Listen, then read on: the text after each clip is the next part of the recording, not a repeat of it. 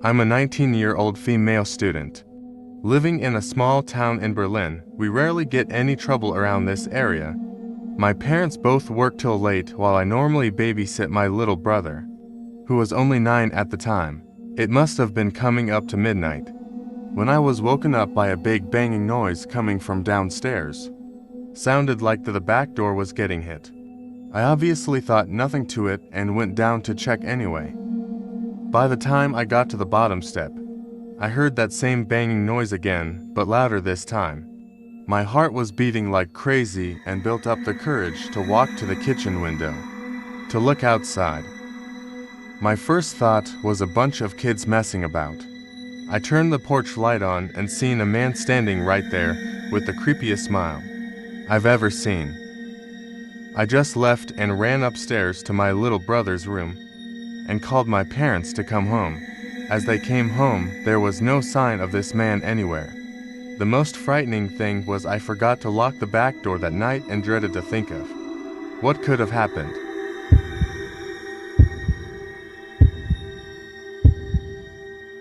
A teenage girl was asked to babysit for a family that lived in a huge, luxurious house.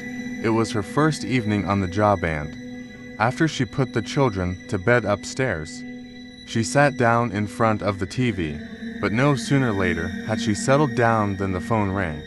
The caller was a man. Gasping and laughing menacingly, he asked, "Have you been up to check on the children?"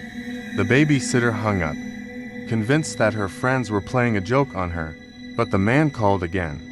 And again he asked, "Have you been up to check on the children?" Again, she hung up, now frightened, but the man called a third time. This time, he said, "I've taken care of the kids." She called the police and reported the calls.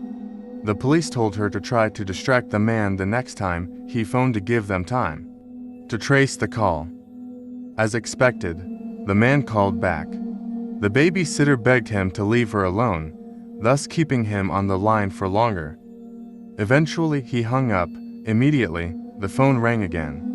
This time, it was the police. "Leave the house fast. The calls are coming from upstairs." This is an urban legend that dates back to the 1960s. Do you think this is true? Apparently, there are over 1,000 cases that involve babysitting alone.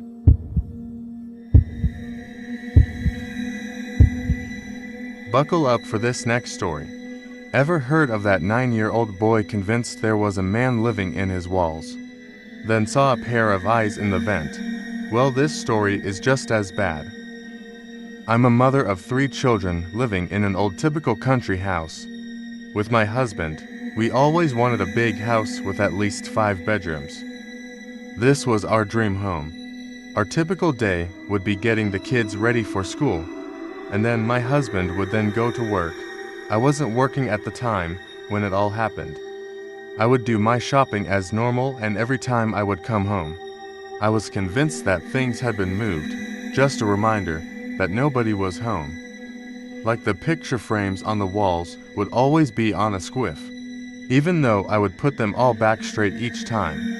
This went on for nearly a year, and I kept telling my husband about it, but he obviously thought I was paranoid. I called pest control and had a guy come out to check the house. He didn't find any sign of rats or anything like that.